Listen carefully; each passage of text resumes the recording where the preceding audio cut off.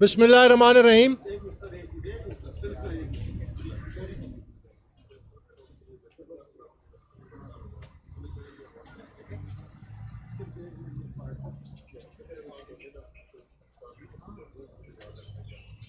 PTI के वकील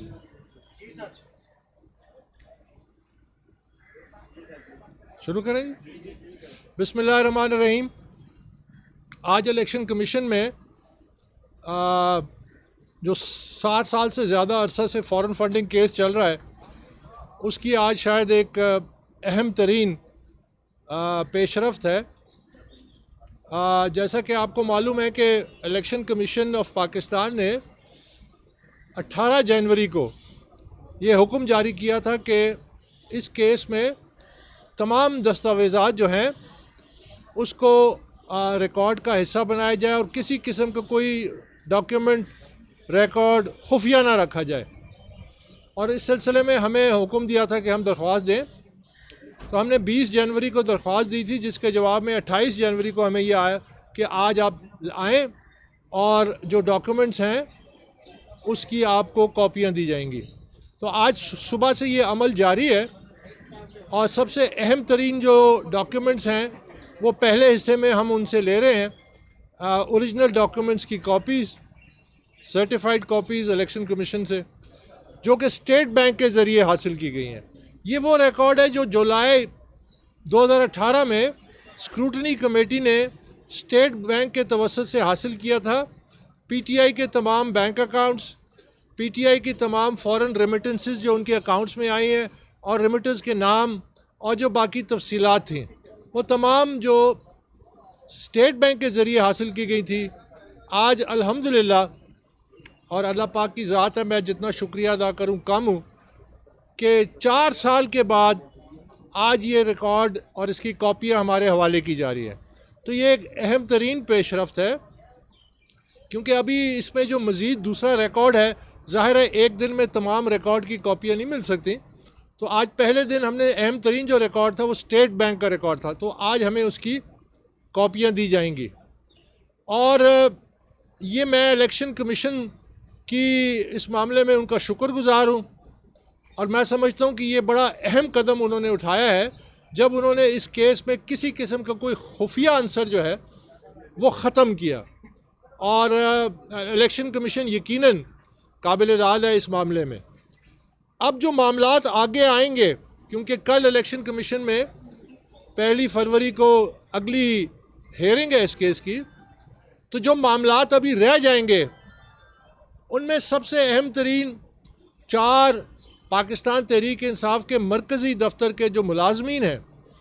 जिनके अकाउंट्स अभी तक हासिल नहीं किए गए, जिनके अकाउंट्स में पीटीआई कितना पैसा आया, कहाँ से आया, वो तफसीलात सामने नहीं आई, जबकि वो तस्लीम करते हैं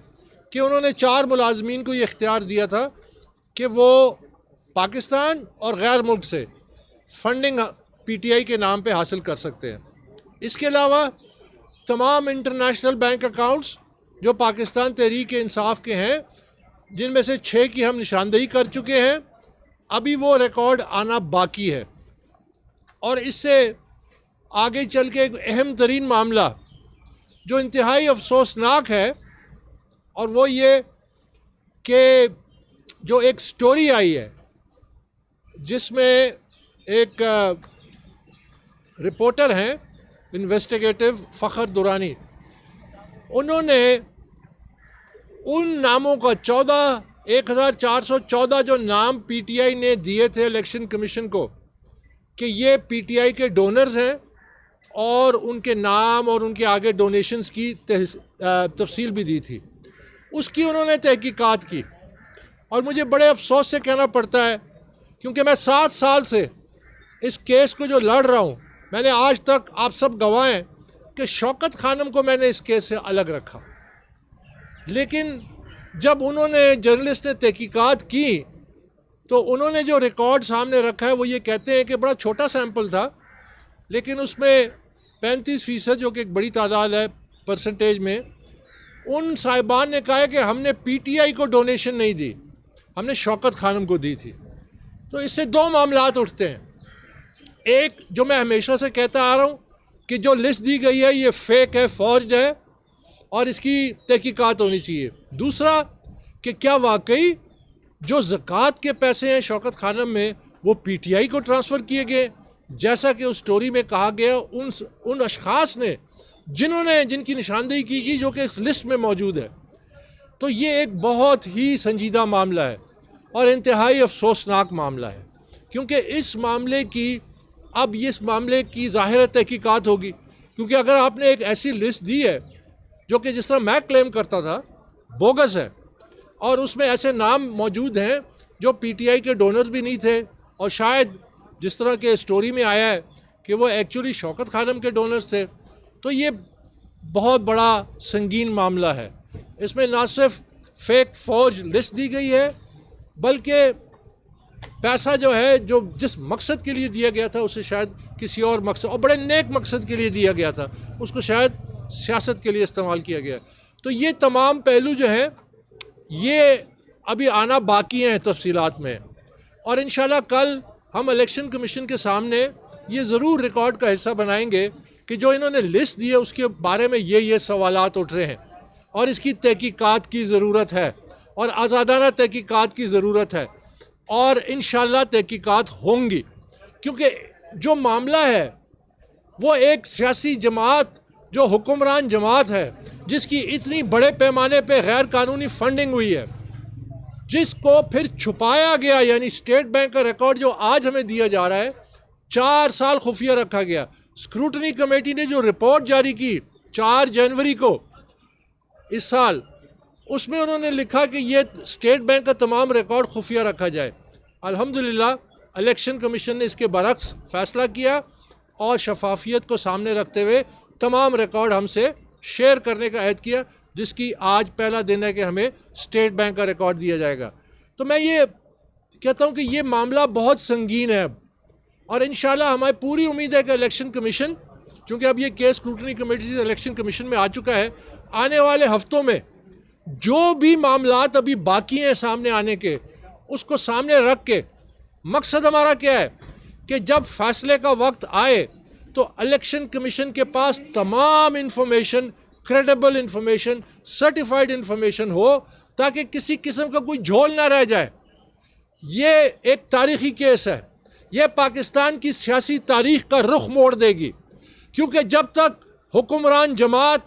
या बड़ी जमातें जब तक वो कानून के नीचे नहीं आएंगी, पाकिस्तान में कोई तब्दीली नहीं आ सकती। पाकिस्तान में जमातों को कानून के ताबे करना है